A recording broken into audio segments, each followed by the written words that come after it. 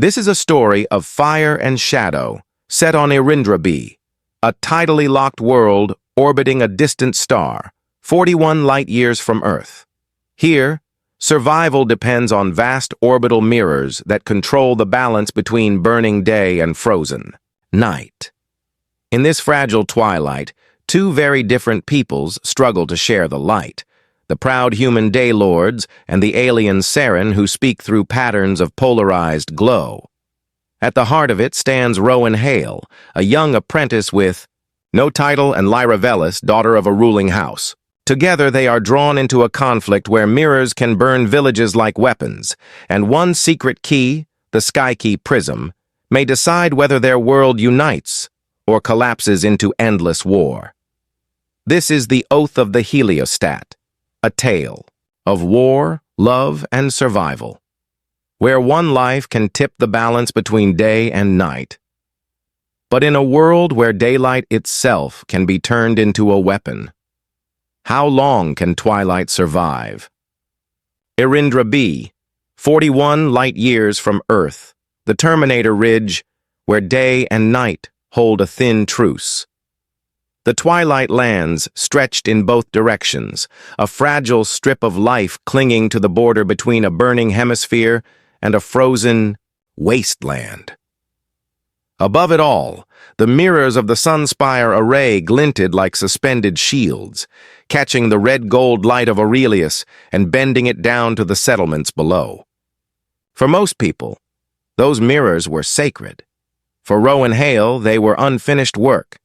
He was only an apprentice, bound to the Sun Guild by contract and hunger, yet he moved through the narrow stairwells of the Sunspire Tower as if the place were a cathedral of gears and light. His boots echoed on stone lined with copper conduits. Every wall hummed faintly, carrying the tremors of orbital beams shuttling commands to the sky.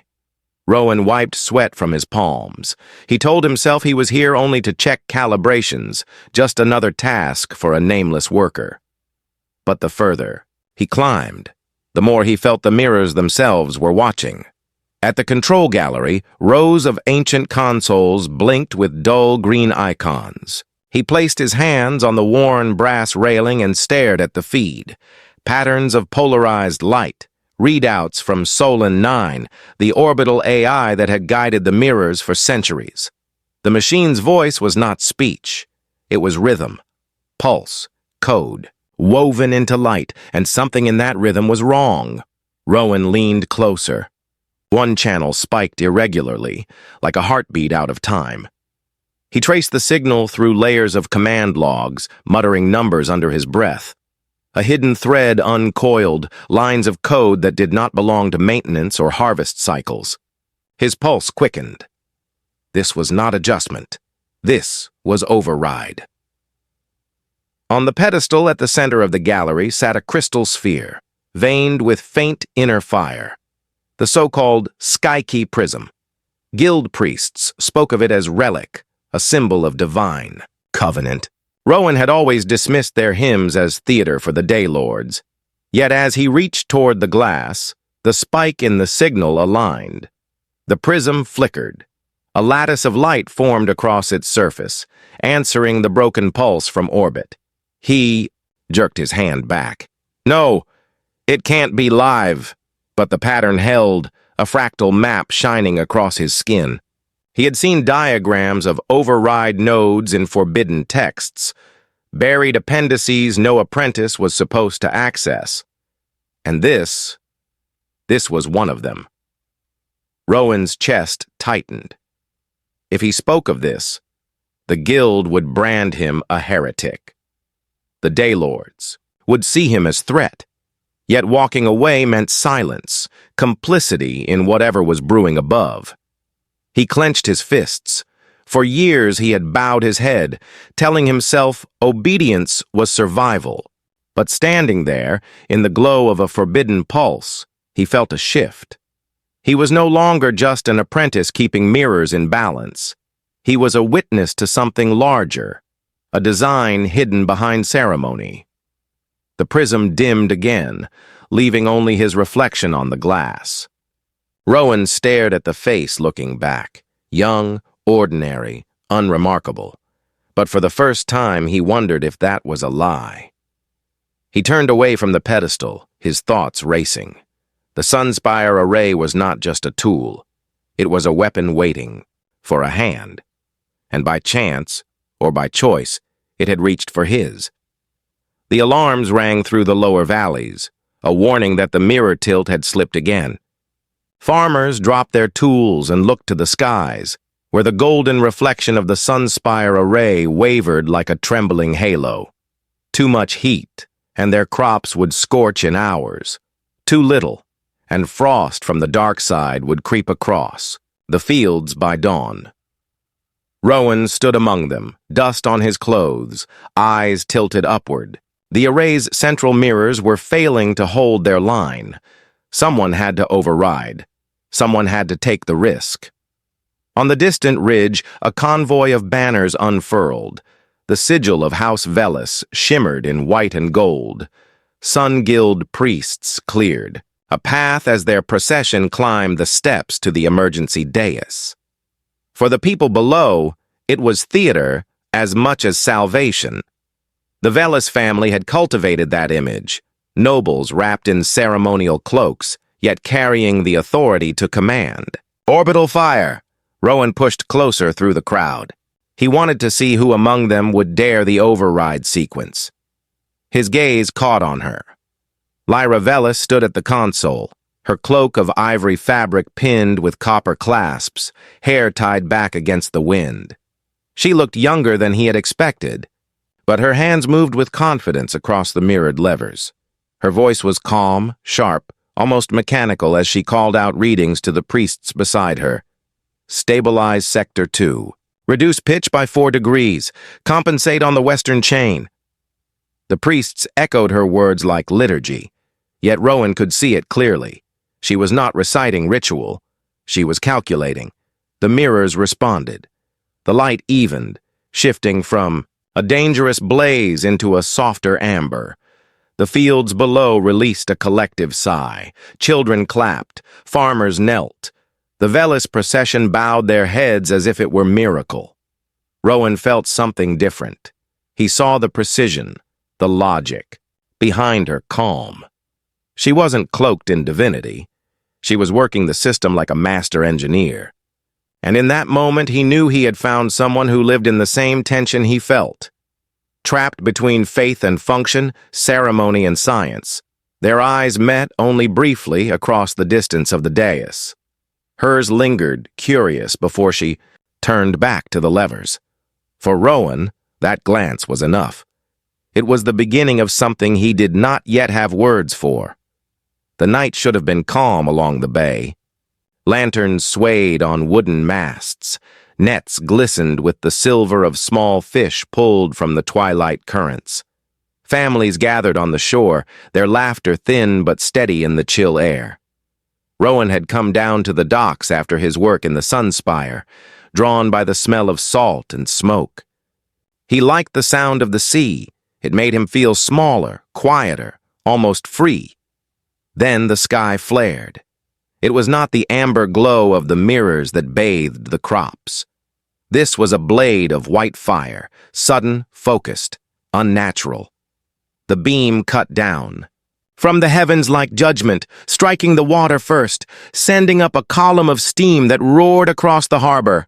"Sunlance!" someone screamed. The villagers ran, their cries scattering like gulls. The beam shifted, slashing across the docks. Wood erupted in flames, nets curled into ash, boats split apart, their shadows burning onto the stone. Rowan shielded his face as the heat punched against him. He had read about Sunlance protocol, meant only for mining deep crust or defense drills, but never aimed at a village. He stumbled forward into the chaos, pulling a child from beneath a collapsing mast. Smoke clawed at his throat. A man clutched a bundle of soaked canvas, shrieking for the family he had lost inside it. Every direction was fire and salt, heat and terror. Rowan's mind raced. No guild directive had called for this. No one in the Sunspire had authorized it. He knew the sequences. He had just watched them stabilize hours ago. This was no accident. It was deliberate.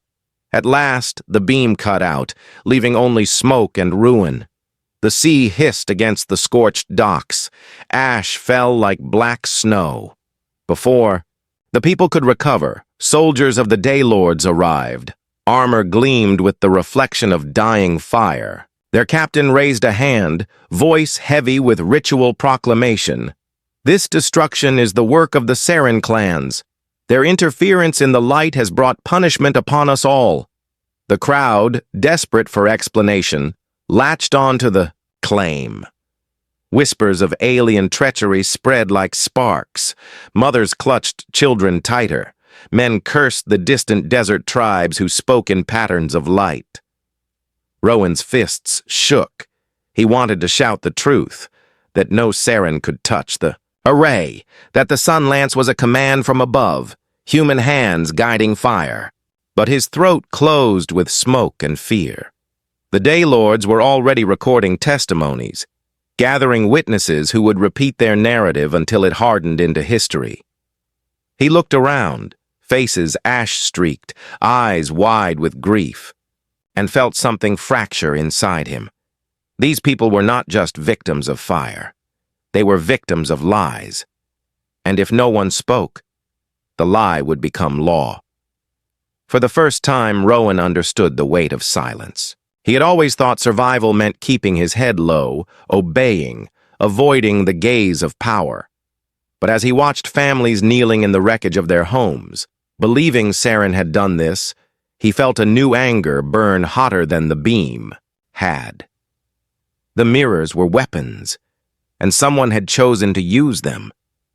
Rowan turned away from the ruins, chest heaving. He didn't know how or when, but he knew this. He could not stay silent anymore. Rowan did not sleep that night. The images of the burning docks clung to him. The beam, the screams, the lies spoken in ritual cadence. He returned to the Sunspire Tower long after the priests had left, slipping through corridors lit only by the pulse of status lamps. His hands trembled, but not from fear, from certainty. He had to know. He logged into the maintenance archive, a place where apprentices were never meant to linger. Lines of command history scrolled before his eyes, strings of numbers and coded glyphs. He traced them with the precision of a craftsman, following the override sequence that had summoned the Sun Lance. Hidden beneath layers of redundant checks, he found it, a signature, embedded like a watermark, the seal of Daylord Tamsin Merrick. Rowan's breath caught.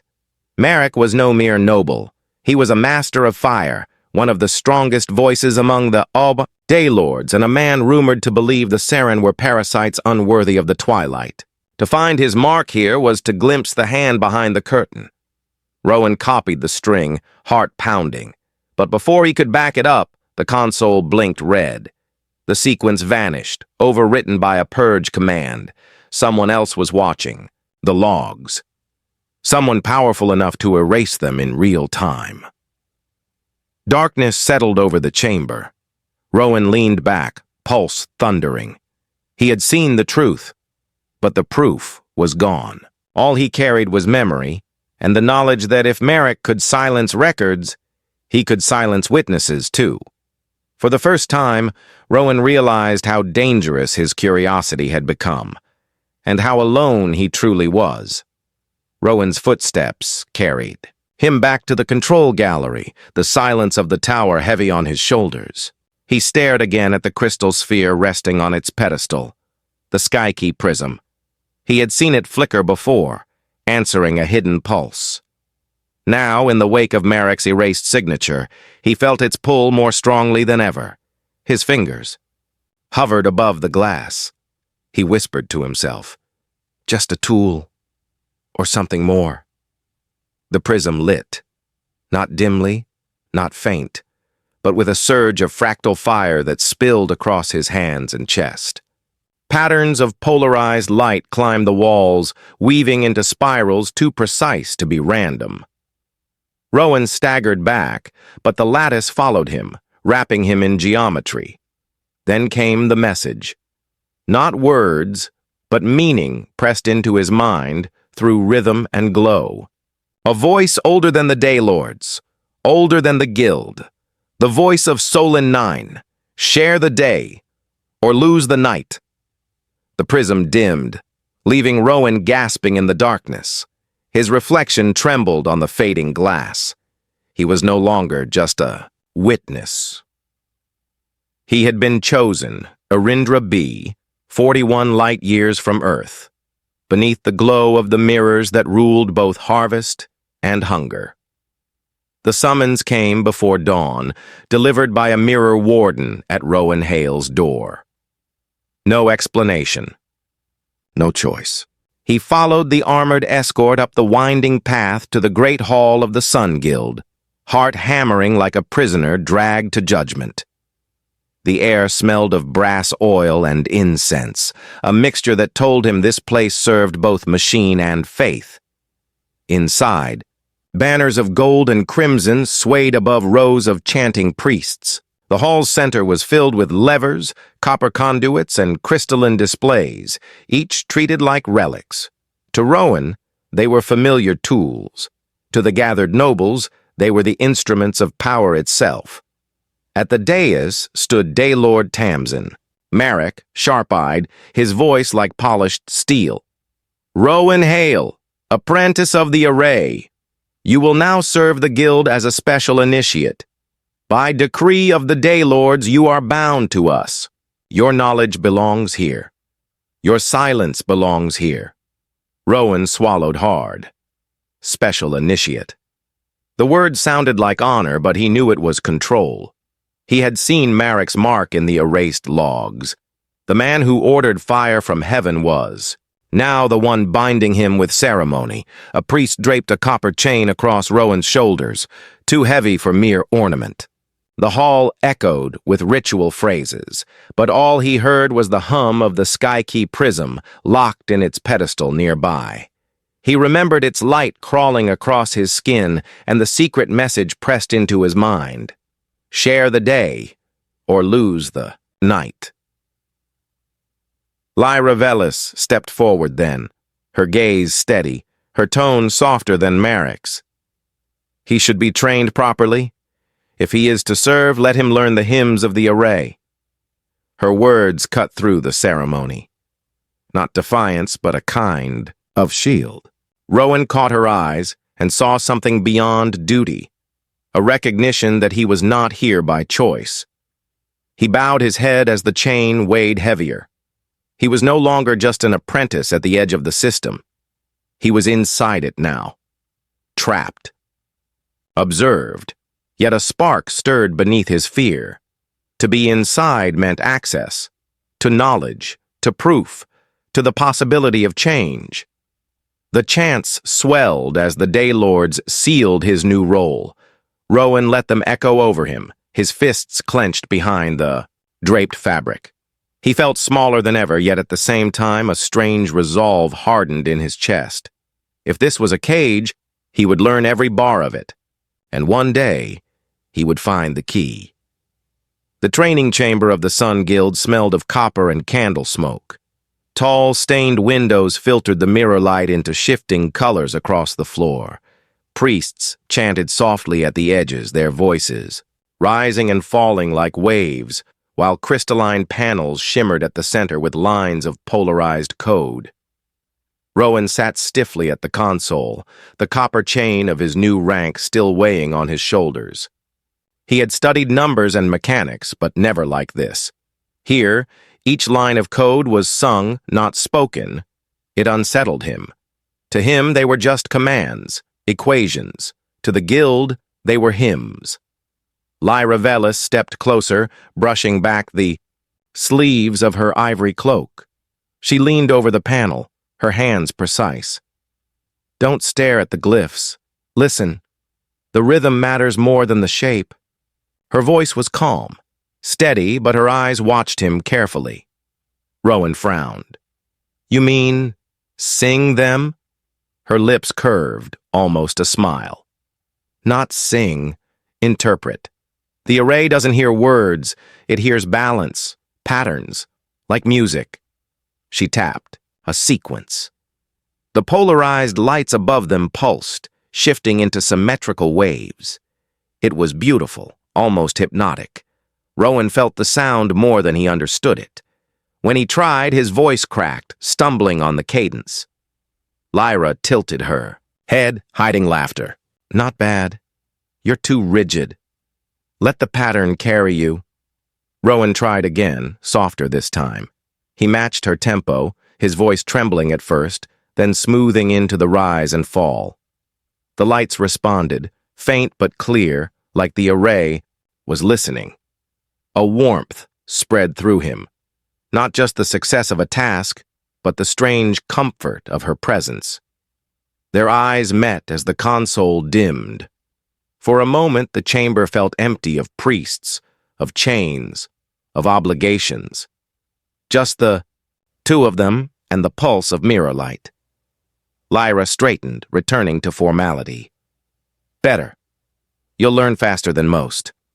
But her voice lingered with a softness she didn't use with others.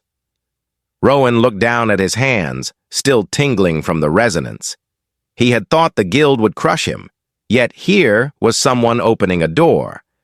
And with that door came a new possibility. Not just knowledge, but connection. The warning bell split the night like a blade. Rowan jolted awake in the apprentice quarters, the copper chain cold against his skin. Shouts echoed through the corridors, hurried boots against stone. He ran with the others, heart pounding, until smoke rolled thick through the stairwell. The Eastern Auxiliary Tower, one of the smaller Sunspire spires, was burning. Its control gallery spat fire from shattered conduits, mirror light leaking in fractured beams. Priests cried out half prayers, half commands, trying to seal the breach. Sparks rained from copper pipes. The scent of burning resin clawed at the lungs. Rowan pushed past the crowd. Training had drilled him to act, not freeze. He grabbed a tool from the rack and moved toward the collapsed gate. "Stay back!" a mirror warden barked, but Rowan ignored him. He forced himself through, coughing as black smoke licked his throat. Inside, heat pressed from every wall. He ducked under a beam, dragging a younger apprentice to safety. At the console, screens flickered, half melted.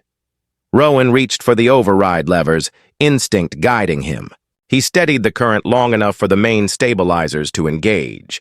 The flame dimmed, just enough to stop the roof from collapsing. Relief rippled through the room. Then a voice cut the air.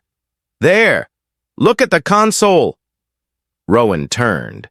A priest pointed at the screen, its warped glass flashing a single line of code, a string that bore his own identifier. The crowd shifted, eyes narrowing.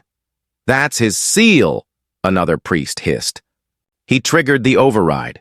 He caused this. Rowan froze. He recognized the trick. Someone had planted his mark, buried in the command log, the same way Merrick's had appeared in the Sunlance signature. But this time, the blame pointed at him. "No," Rowan said, voice raw. "That's impossible. I was asleep. I didn't—" The mirror warden's hand went to his blade. "Traitor!" Rowan's chest tightened. Every face turned against him. Fellow apprentices, priests, soldiers. Lyra pushed through the crowd, eyes wide. "Wait! He saved people! I saw him!" But Merrick's voice thundered from the balcony above, calm and merciless. "Deception. Sabotage from within. He hides Serrin loyalty under our roof." Gasps spread like sparks. Rowan's throat closed. Serrin loyalty. The ultimate accusation. To side with the aliens was to be less than human in the eyes of the Daylords. The warden stepped forward, chains ready. Rowan's hands clenched. He had seen how quickly truth was buried beneath ritual. If they bound him now, his life was over. The fire roared again, shaking the beams. In that chaos, Rowan made his choice. He shoved the console hard, sending sparks into the air.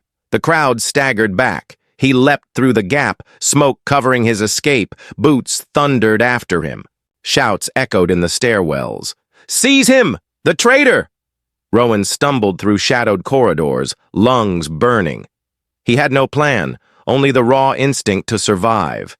Each step hammered the truth deeper. He was not just an apprentice anymore. He was a marked enemy of the guild.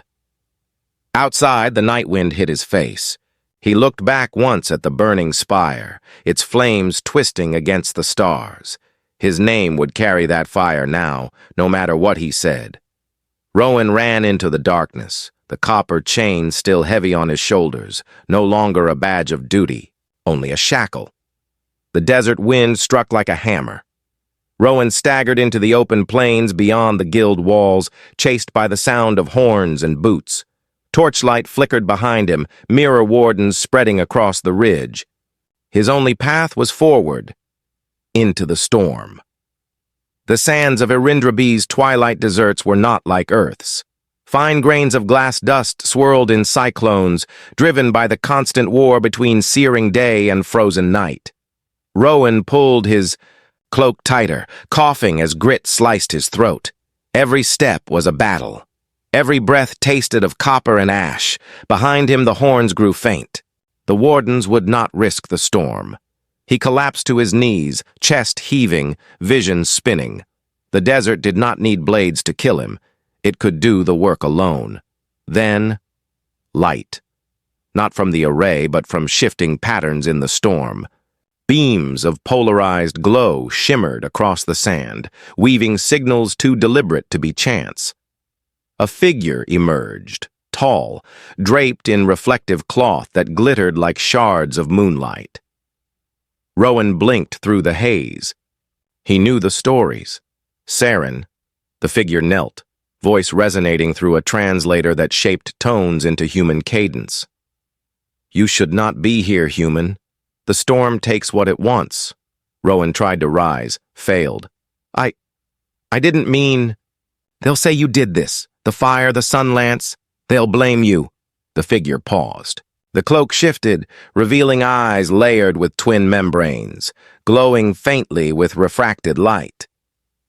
"We did not burn your village. That fire was not ours." Strong hands lifted him. Rowan's head fell against the Serrin's shoulder. Heat radiated from within the alien's cloak, a designed insulation against the cold edge of night. "Who are you?" Rowan whispered.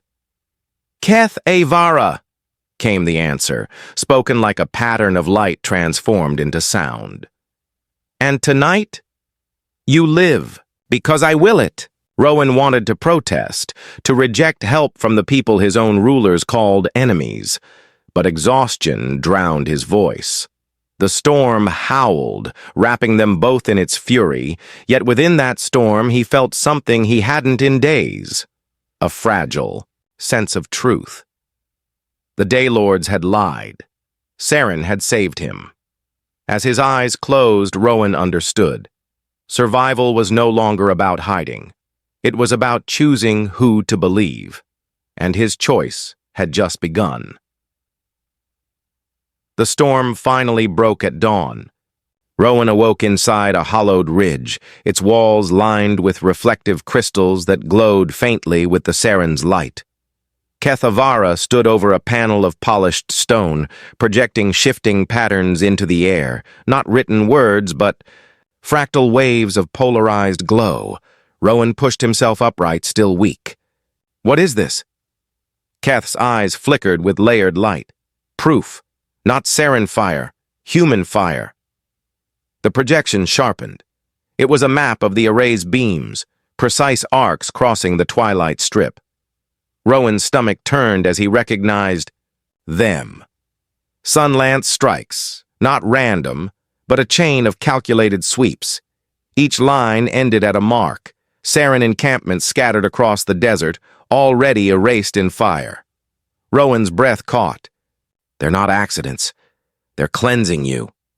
Keth's hand tightened on the panel, his glow dimming to a hard pulse. "The Daylords choose extermination. They will burn us until none remain, unless someone stops them." Rowan stared. At the map, the patterns burning into his memory. His world had lied, and now he carried the truth. Eryndra-b, 41 light-years from Earth. The twilight desert stretched like an endless ocean of glass. For days, Rowan walked among the Serrin.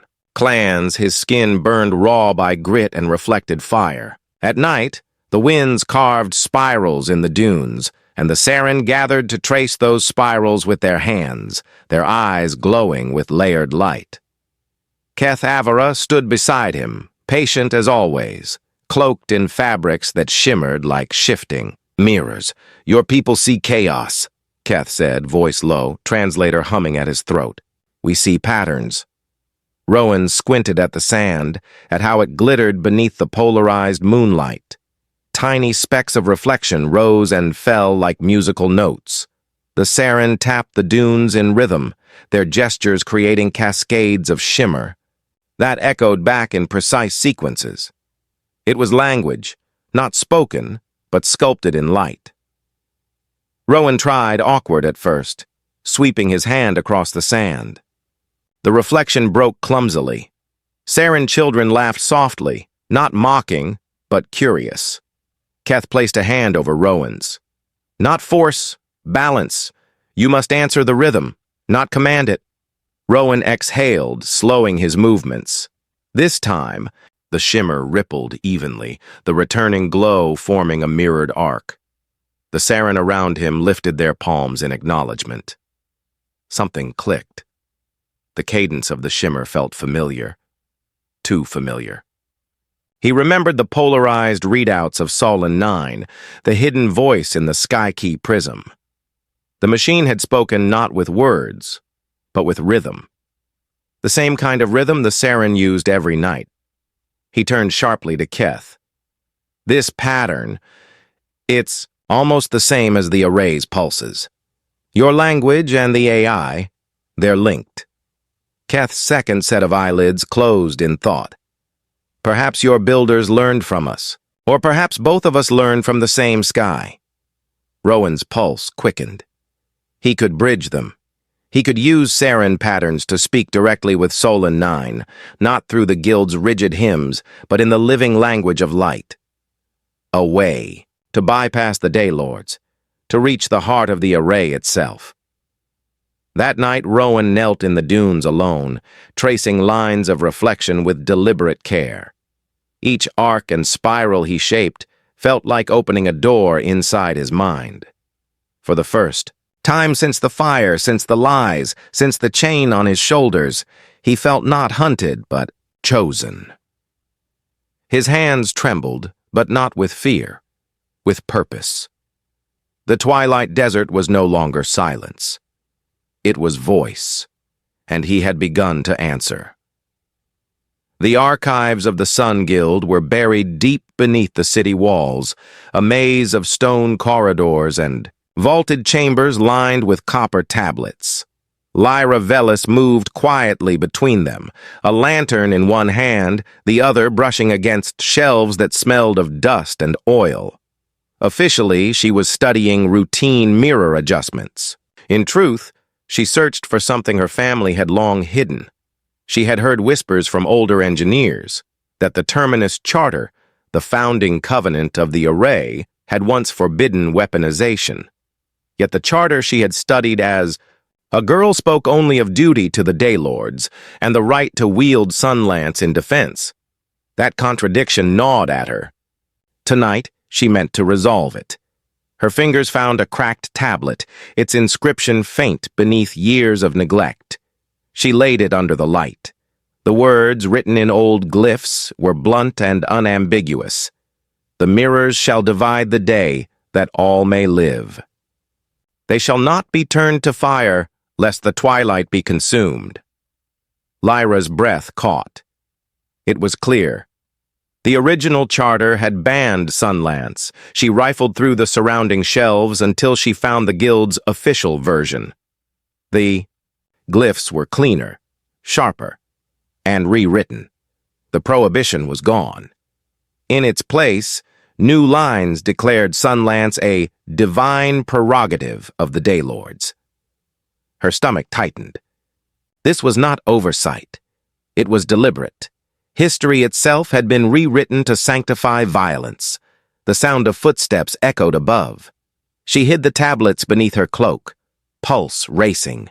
For years she had repeated the hymns, believed the ceremonies. Now she knew the truth. The guild was not guardian of balance. It was guardian of lies. Lyra blew out the lantern and whispered into the dark, almost to herself. If they can change the charter, they can change anything. For the first time, she no longer felt like a daughter of House Velis. She felt like a traitor to it. And strangely, that thought steadied her heart. The summons of the Daylords went out across the twilight strip, carried by riders and coated beams alike. All houses were to witness the demonstration of light. Rowan heard the rumors in the desert encampments, whispered between Serrin scouts who watched the horizon with dread. Lyra heard them from within the city walls, spoken in hushed tones by guild engineers who feared to name what was coming. Neither knew the exact time, but both felt the weight of inevitability. When the day came, the sky above the ridge shimmered unnaturally bright. Villagers gathered on the fields, shielding their eyes as the array's mirrors aligned in a way no one had seen before. Instead of scattering gentle amber across crops and homes, the mirrors folded inward, narrowing their angle into a single monstrous convergence. From the high balcony, Daylord Tamsin Marek raised his arms, robes heavy with gold thread. His voice carried across the assembly like iron wrapped in silk. Behold the will of the Daylords. The light is not merely gift, it is power, and power is obedience. The command struck. The sun lance fired. The beam carved across an entire valley, a scythe of pure radiance. Forests erupted into flame in an instant. Rocks cracked, glowing white as if molten from within.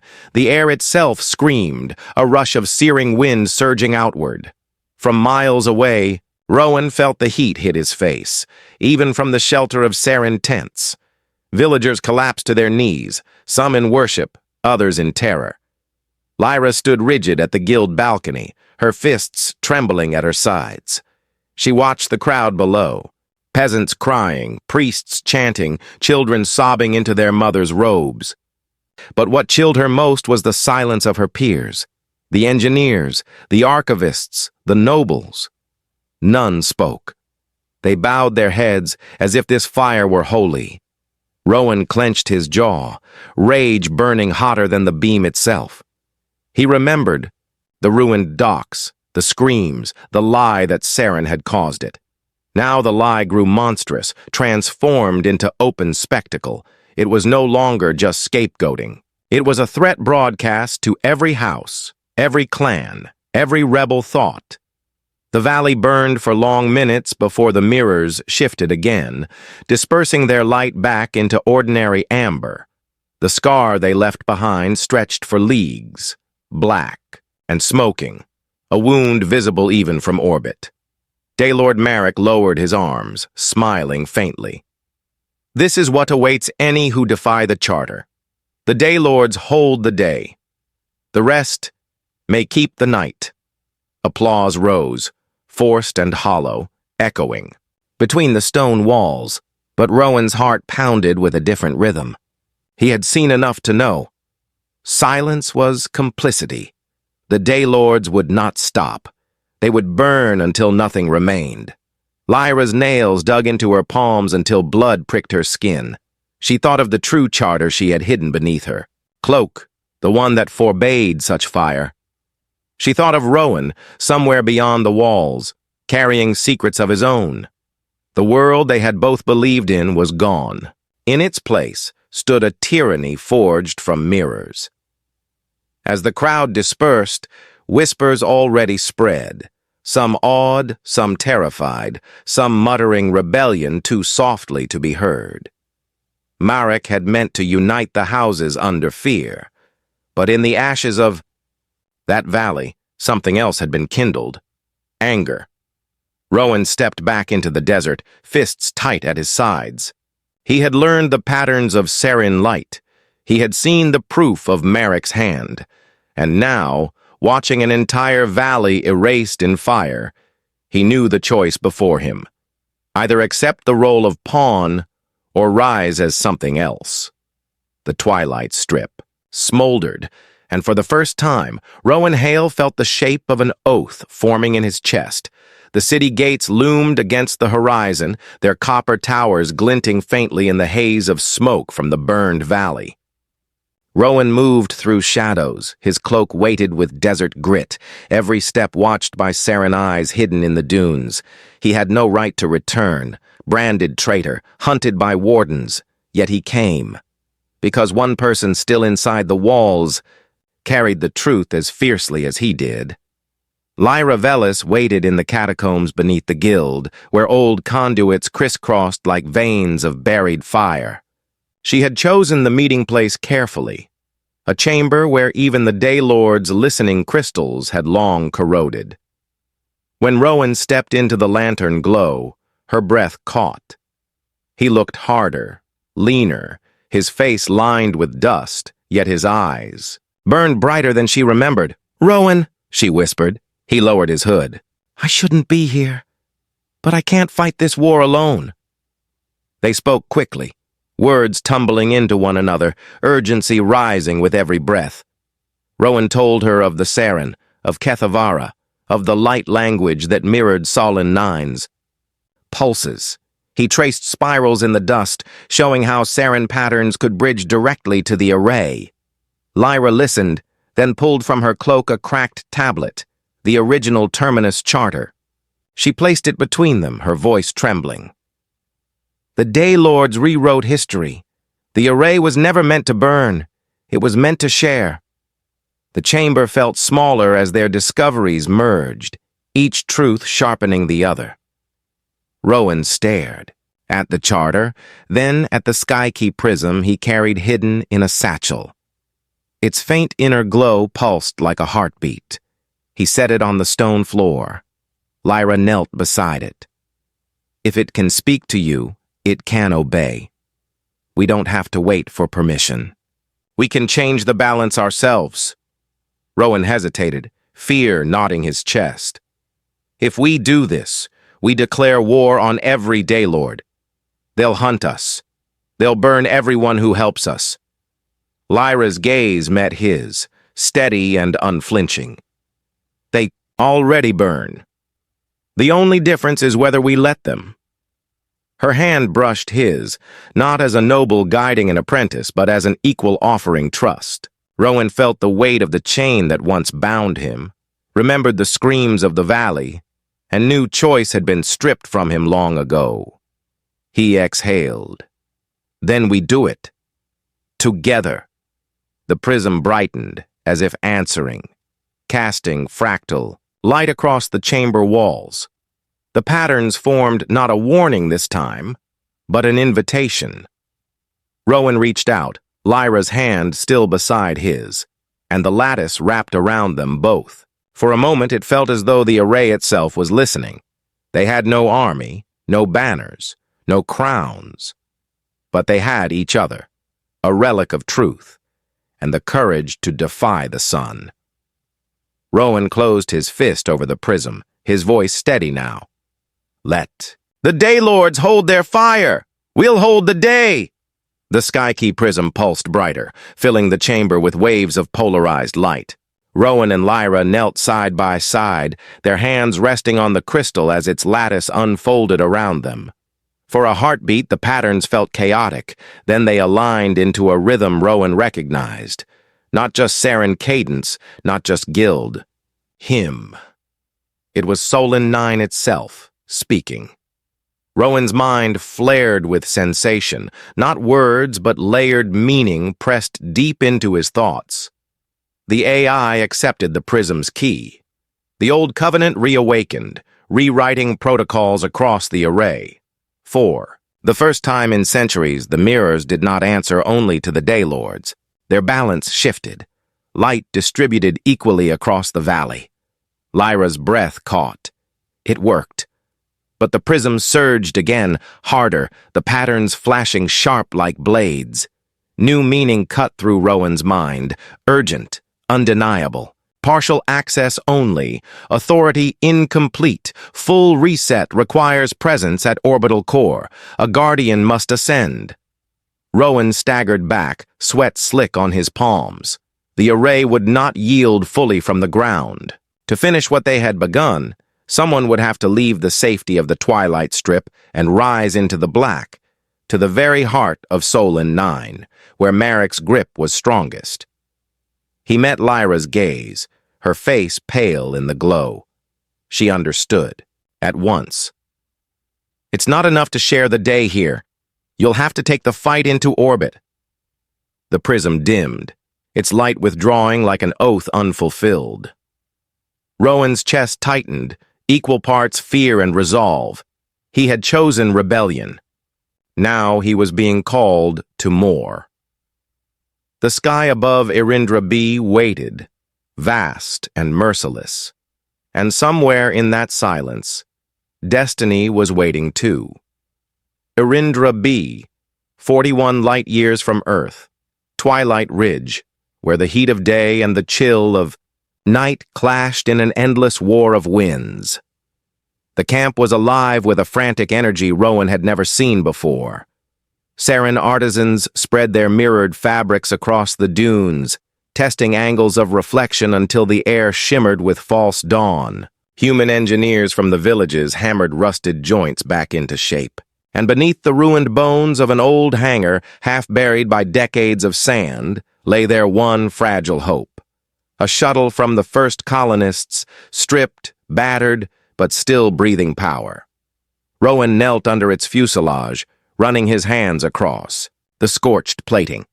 The surface was pitted with age, each mark telling the story of a flight older than he was. He swallowed hard. "She'll fly?" An old farmer beside him grinned through cracked lips.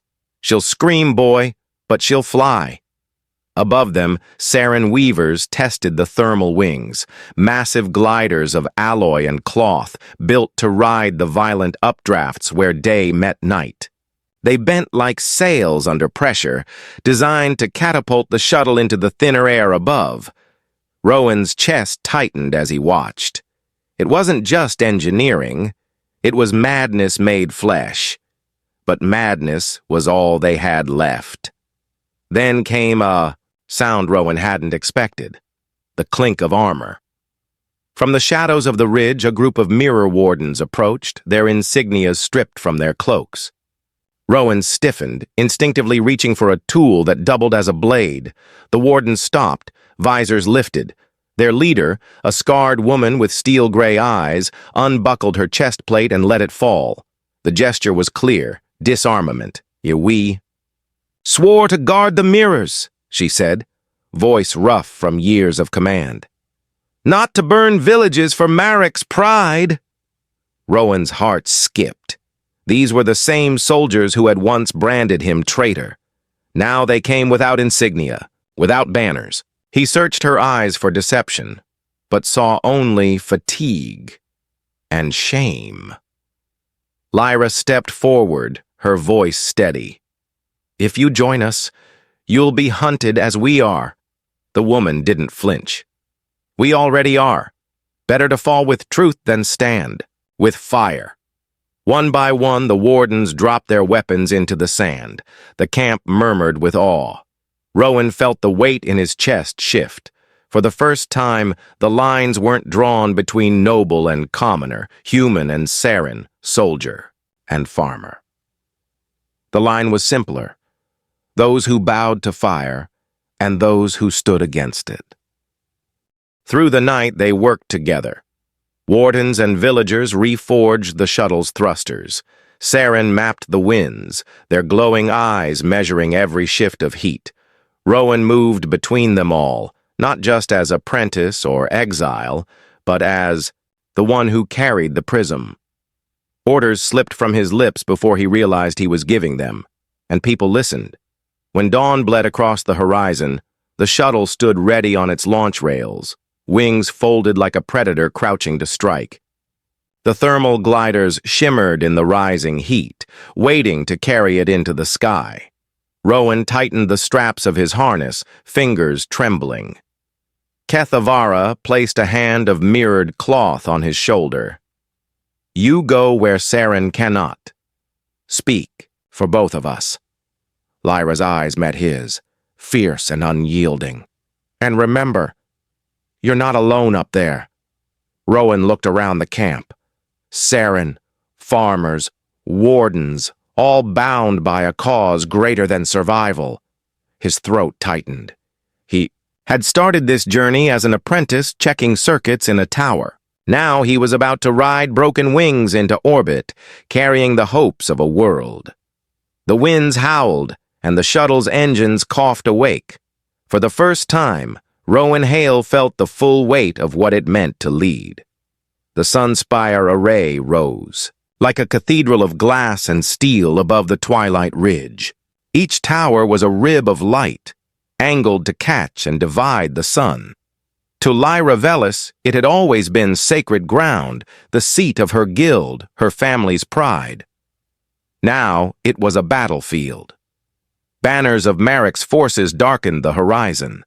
Hundreds of armored troops advanced in formation, their shields catching the glow of dawn. Siege engines clattered forward, designed to anchor and tilt mirrors by force.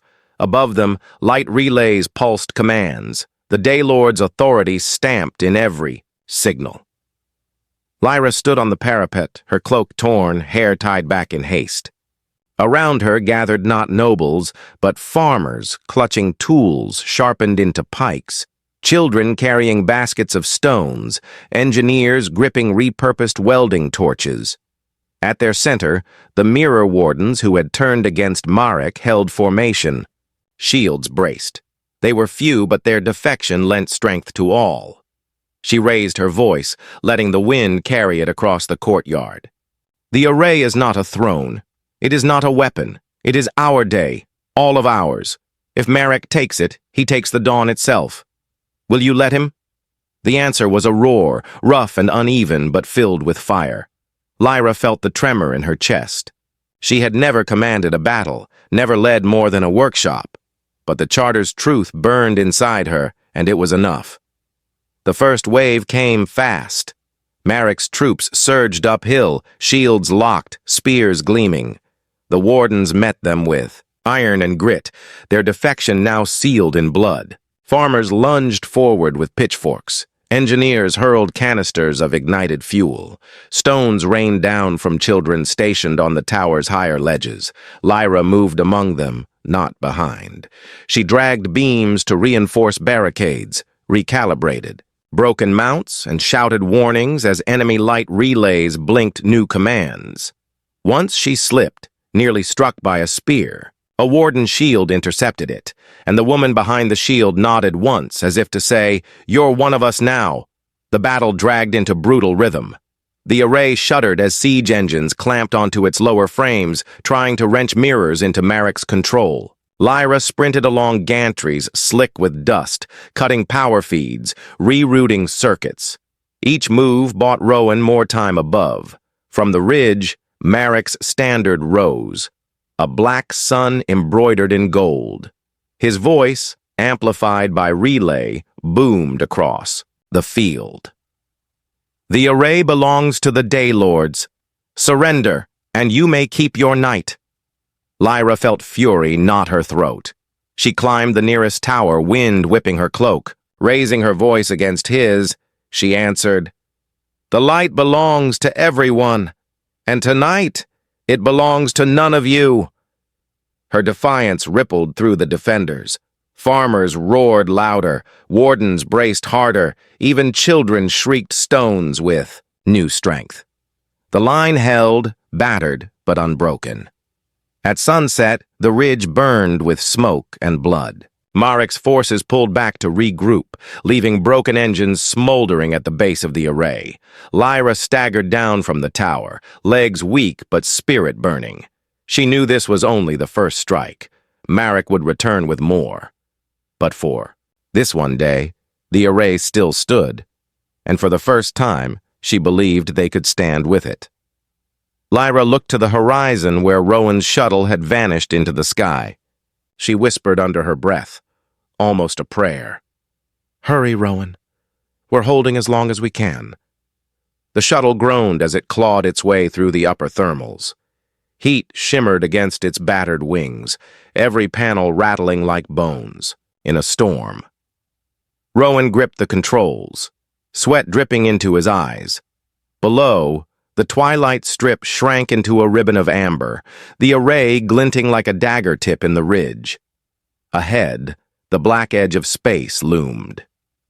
Keth Avara sat beside him, the alien's frame bound in harnesses meant for smaller humans. His mirrored fabrics glowed faintly in the shuttle's dim light, reflecting not fear, but grim resolve. Above the clouds, Keth murmured, his translator thrumming, "Truth has no shadow." Rowan almost smiled. The words steadied him as the shuttle broke free, engines screaming, and Eryndra-b curved beneath them in endless darkness. Orbit wrapped around them like a silver chain, and waiting there, half hidden against the void, was their target, the orbital station of SOLIN-9. It was a relic of another age, a ringed fortress drifting above the Terminator line, its docking, arms still outstretched, its hull pocked with centuries of micro-impacts. Lights burned across its surface in rigid symmetry, each pulse marking the heartbeat of the array below. Rowan guided the shuttle toward a docking spine, teeth clenched, against the shaking frame. But as the magnetic clamps pulled them closer, his console screamed with alerts. Keth's eyes narrowed. Not empty, already claimed. Out of the black, shapes detached from the hull, ships sleeker than their own, carrying Marek's insignia. Their running lights glared like predatory eyes. The comms crackled with a voice Rowan knew too well. "Rowan Hale, you thought you could steal my son?" Marek's tone was cold, measured. "You will watch as I remake this world." The first strike hit before Rowan could reply. Their shuttle spun, metal shrieking as a rail of plasma scorched across its side. Warning lights bled red across the console. Rowan fought the stick, leveling the ship with desperate jerks. "Keth, hold on!" The Serrin unbuckled, moving with eerie calm in zero gravity. He gripped a weapon cobbled from desert alloy, eyes burning with reflection. "Get us inside! I will clear the way." Rowan drove the shuttle into the docking spine, metal grinding on metal as the hull scraped home. The hatch blew open into chaos. Marek's troops were already inside, armored men spilling through corridors, rifles raised. Keth surged forward, light patterns flashing across his cloth like war banners. He moved with the desert's rhythm, strikes flowing like sandstorms. Rowan followed, wrench in hand, swinging with the desperation of a man who had nowhere left to retreat. They fought room to room, alarms howling. But even as Rowan pushed forward, a new sound cut through. The deep resonance of the array itself shifting. The viewport windows flared white. He turned and saw beams lancing downward from orbit, converging on the horizon of the planet below. "No," Rowan whispered. Through the station's glass, he saw the truth. Marek had taken manual override. The Sunlance fired, not at armies, not at towers, but at the desert encampments of the Serrin. Whole valleys lit up as if the surface of Eryndra-b had cracked open. Camps ignited in seconds. The sand glowed red-hot. Screams filled the comms. Rowan could almost hear them even across the void. He stumbled, chest hollow. "He's burning them alive!" Keth froze mid-strike. His mirrored eyes reflected the dying light of his people. For the first time, his rhythm faltered. He turned toward the viewport, body rigid. Then, with a cry that shook even the armored troops, he threw himself back into the fight with reckless fury. Rowan shouted after him, but Keth was already gone, charging into the hail of fire. Serrin light flared around him as he struck, cutting down soldiers like shadows beneath the sun. But the storm of bullets found him. He staggered, fabrics torn, dark blood scattering across the bulkhead.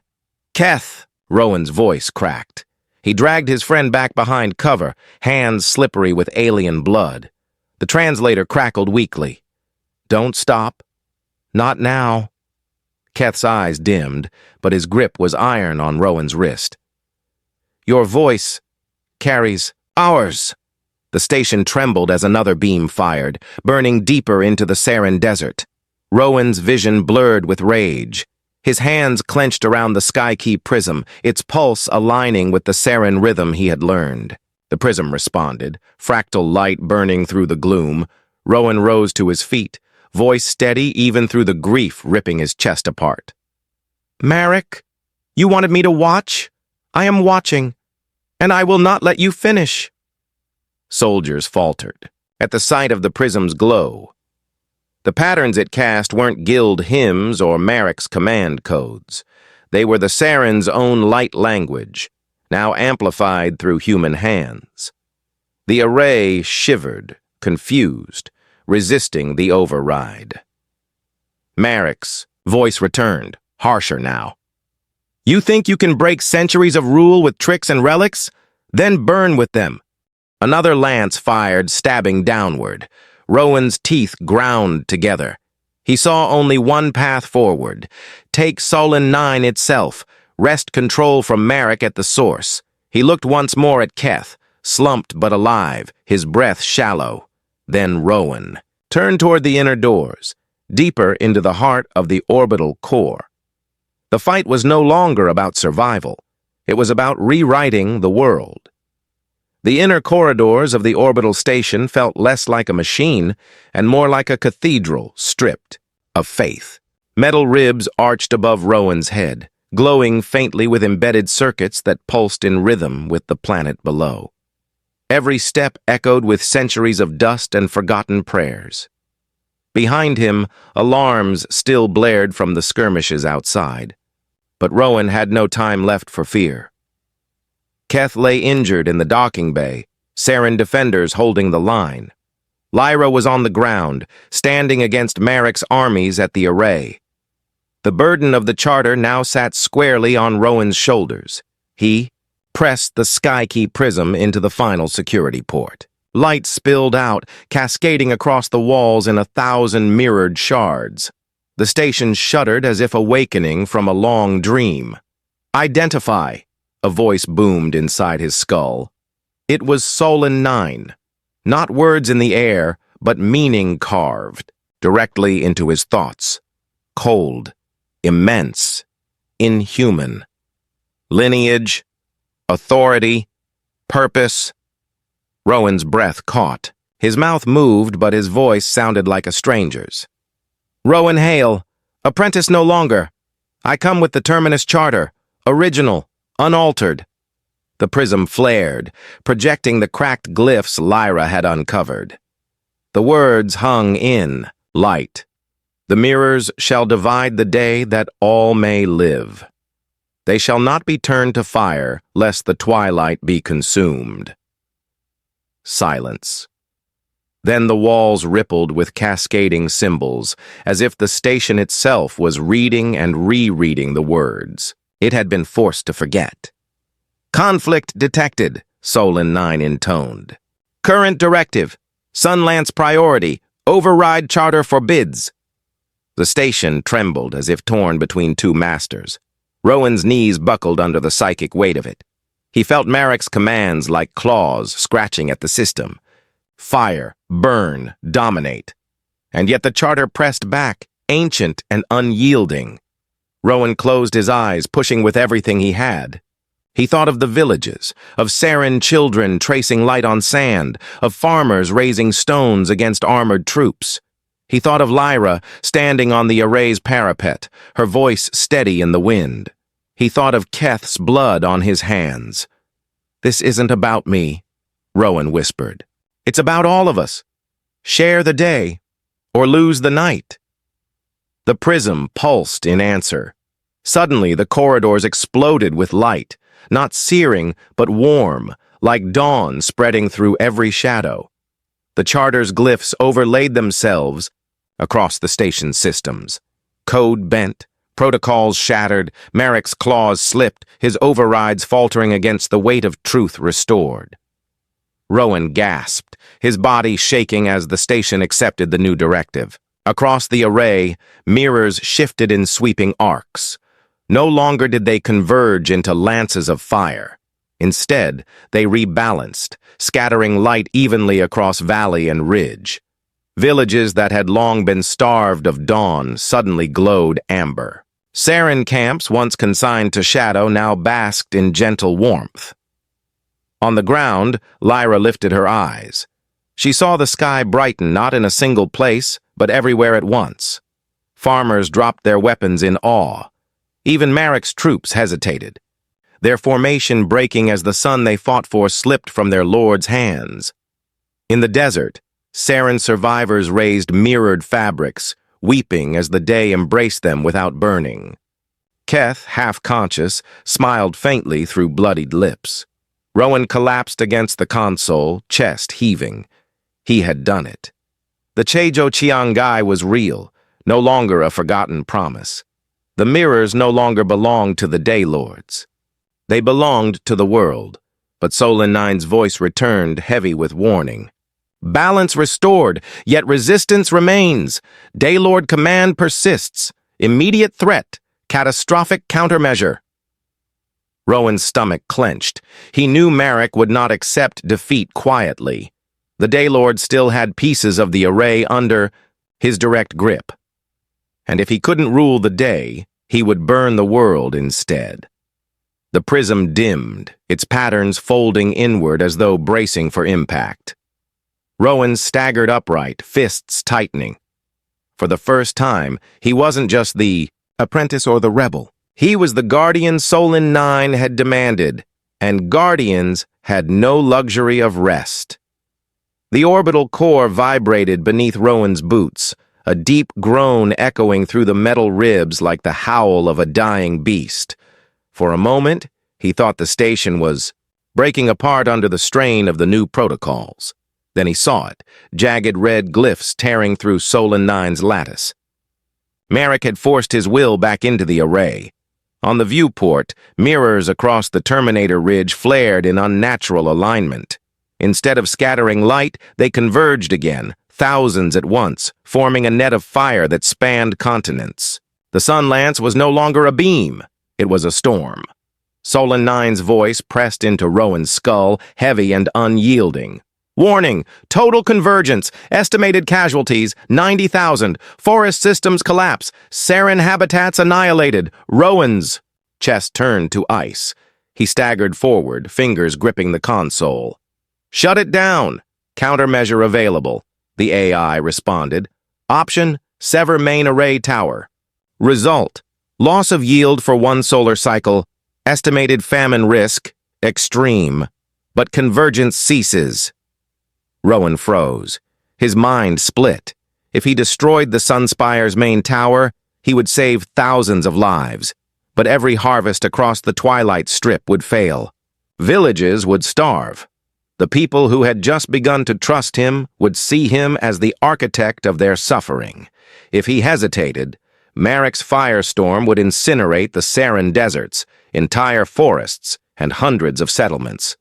There would be no recovery, no second chance. The prism throbbed in his hand, scattering fractured light across the chamber, as if urging him to decide. Lyra's voice echoed in his memory. The array is not a throne. It is not a weapon. It is our day. All of ours. Rowan's breath came ragged. His entire journey, from apprentice in a tower to rebel in the desert to guardian in orbit, had led to this moment. There was no victory without sacrifice. But what sacrifice? Below, the mirrors flared brighter, light sharpening into 1,000 blades. The world held its breath. Rowan raised his hand over the console, every muscle trembling. Choice had come at last, and whichever way he turned, the age of Eryndra-b would be rewritten in fire. Eryndra-b, 41 light-years from Earth, from orbit, the planet glowed with fire. The sunlance storm Marek had unleashed stretched like a burning scar across the twilight ridge. Rowan stood in the heart of SOLIN-9's core, the sky-key prism trembling in his hand, and knew there was only one path left. "Sever the array," the AI's voice pulsed, heavy with inevitability. "Cut the tower. Save the many. Sacrifice the yield." His throat burned. He thought of the villages beneath the ridge, of Lyra's face turned toward the mirrors, of Keth's people scorched by fire. He thought of the promise he had made when the prism first spoke. Share the day or lose the night. Rowan slammed his palm against the failsafe. The prism blazed, flooding the chamber with fractal light. Outside, the mirrors convulsed, arcs snapping out of formation. One by one, the converging. Beams shattered, scattering into harmless fragments of dawn. The sunlance collapsed. The firestorm died. The world below was saved, but the price was instant.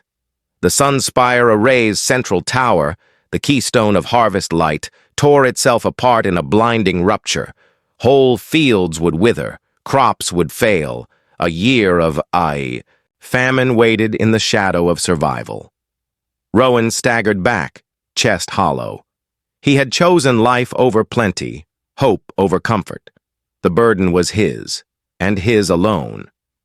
Yet as the prism dimmed, he felt something steadier in its glow, the first pulse of a future not ruled by fear. The people would live, but now they would have to endure. The silence after the rupture was unbearable. For long moments, Rowan simply floated in the core chamber, the weight of the destroyed tower pressing on him more than the gravity ever could. Then Lyra's voice cut through the comms, hoarse but alive. "Rowan, we're still here." He swallowed hard. Survival was not enough. They needed help. Real help. Through fractured corridors, he found the ancient uplink bay, its consoles coated in frost and dust. The Sky-Key prism pulsed, unlocking systems untouched for centuries. Lines of code flared awake, linking SOLIN-9's arrays to a channel long sealed, a laser comms relay aimed at Earth. Lyra joined him on the screen, her face lined with exhaustion, but her eyes unbroken. Together they composed the signal. Not just coordinates or distress calls, but the charter itself, proof of their struggle. A plea for recognition, a map of a people refusing to vanish in silence. The beam fired, a narrow streak of light cutting into the void, carrying their voices across 41 light years. Rowan exhaled as the uplink confirmed transmission, then the system's response. Estimate appeared. 82 years before any reply. 41 out, 41 back. Rowan leaned against the console, numb. Lyra's lips tightened, but she nodded. "Then we can't wait. We build now. We endure now." The prism flickered in Rowan's palm as if in agreement. Earth might one day answer, but until then, Eryndra-b was theirs alone to hold. The ruins of the Sunspire Tower smoldered under the half-light, jagged beams jutting skyward like broken ribs. Yet the courtyard beneath had filled with people, farmers in dust-stained cloaks, Serrin with mirrored fabrics wrapped across their shoulders.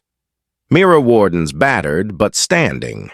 Even rival houses sent envoys, their banners drooping in the smoke. At the center stood Rowan Hale and Lyra Velis. The Sky-Key prism rested on a stone dais, casting soft refractions that touched every face. Rowan's voice carried, cracked but unwavering. "The array no longer belongs to the Daylords. It no longer belongs to guilds or houses. Today we return to the truth our ancestors wrote, the charter that was buried." Lyra unrolled the restored Terminus charter, its glyphs projected high into the air by the prism. The words burned bright. "The mirrors shall divide the day, that all may live." "They shall not be turned to fire." Murmurs rippled through the crowd. Some wept openly. Lyra stepped forward, her tone sharp as steel. "From this day, No one rules the light alone. A council will guard it. Serrin and human, guild and farmer, warden and clan. We will share the days or lose the night together. The mirror wardens slammed their shields in salute. Serrin fabrics flared in polarized waves. Even the envoys of rival houses bowed their heads, grudging but real. For the first time, Rowan felt the air shift. Not just survival, not just rebellion. A new order, fragile but alive, was taking root in the ashes. Night settled over the ridge, the broken tower casting no glow. Yet around the council fire, the houses that once fought for dominance now sat in uneasy circle. Voices clashed, grievances spilled, but for the first time in living memory, no one walked away. Rowan listened more than he spoke, letting Lyra guide the negotiations. She knew the house's pride, the sting of loss, the fear of famine. Where? Rowan carried the prism. She carried the language of compromise. Together they brokered fragile accords, grain-sharing compacts, mirror rotation schedules, Serrin representation enshrined beside human. When the gathering finally stilled, the envoys bowed stiffly and left. The courtyard emptied, leaving only the two of them by the smoldering dais. Lyra leaned against the fractured stone, exhaustion softening her face. Rowan joined her, silence stretching between them. "You've changed everything," she whispered. He shook his head. "We did. Together." She turned then, eyes catching the prism's fading glow. No words of romance passed between them. Only the weight of shared scars, the quiet certainty that love had grown not in moments stolen, but in burdens carried side by side. Rowan reached for her hand. She didn't pull away. For that instant, surrounded by ruin yet bound by duty, their bond felt unbreakable. The fire snapped, throwing sparks into the dark sky. Tomorrow would demand more.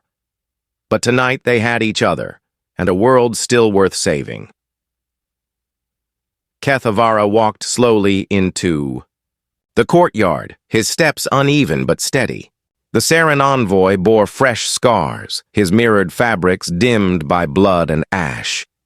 Yet in his hands he carried something luminous, a scroll woven from polarized fibers, glowing faintly like captured dawn. Rowan and Lyra rose as he approached. Keth unfolded the cloth and held it high. The patterns shimmered, shifting like desert waves. "This is our covenant," his translator whispered. "The Serrin way of light. Long we kept it hidden. Now we offer it to be joined with yours." Rowan placed the sky-key prism against the fabric. The two resonances met, folding into each other. For a breathless moment the air stilled. Then the heavens themselves responded. Above Eryndra-b, the night lit with threads of color, vast lattices weaving across the stars. The array bent the charter and the Serrin code into one living pattern, scattering polarized hues across the ridge. Gold, silver, and violet danced in the sky, not as weapons, not as fire, but as symbols of shared dawn. The people gasped.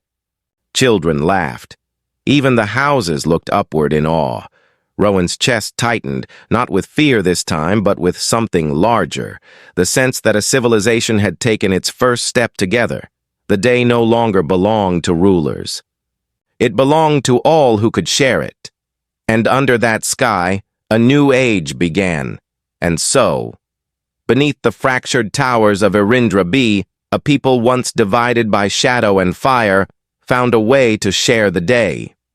Rowan Hale, once an apprentice, now a guardian, carried not just the burden of sacrifice, but the hope of a civilization reborn. Lyra Velis stood beside him, love forged not in whispers, but in duty shared. And Kethavara, wounded but unbroken, offered his people's covenant, weaving human and Serrin into one sky. The mirrors no longer burned. They no longer crowned lords. They belonged to everyone. And high above, the heavens shimmered with a promise. that the light of one world shared by many could endure.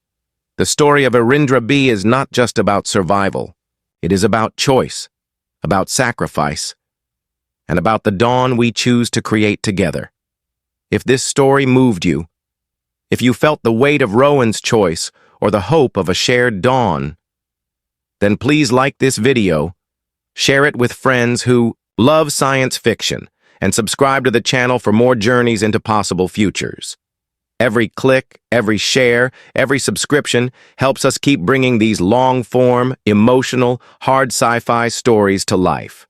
So join us, and let's keep exploring the futures that just might be waiting for us.